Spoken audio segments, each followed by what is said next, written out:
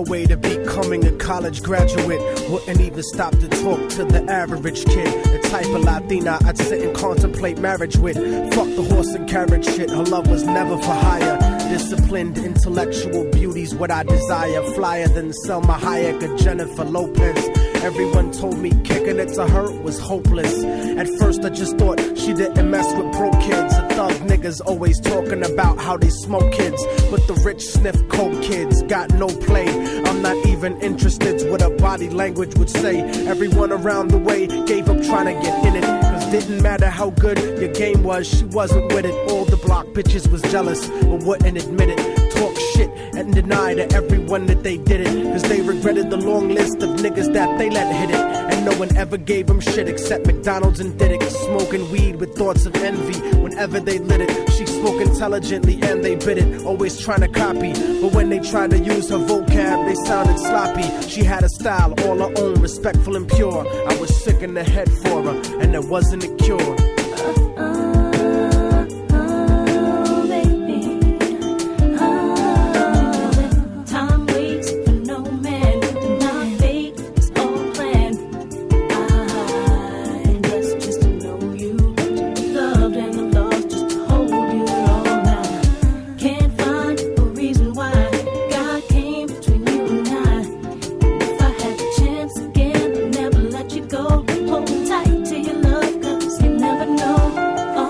Brown and beautiful, yet empty and sad. I used to talk to her occasionally and she was glad that I wasn't just another nigga trying to get in it. So every now and then we'd stop and talk for a minute.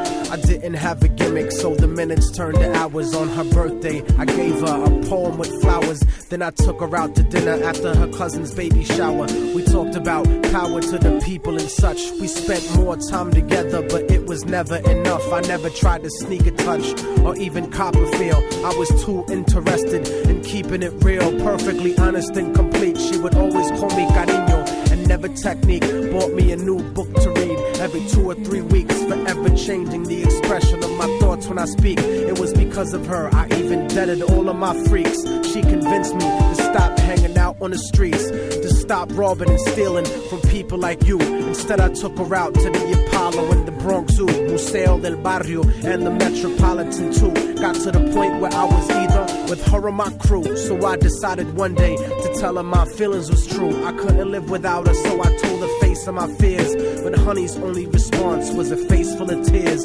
She could only sob hysterically, holding me tight. I tried to speak, but she wouldn't stop until I left sight. I felt like a moth who got himself too close to the light. Except I didn't burn, I turned cold after that night. Don't you know that time waits for no man? And our fate is all planned.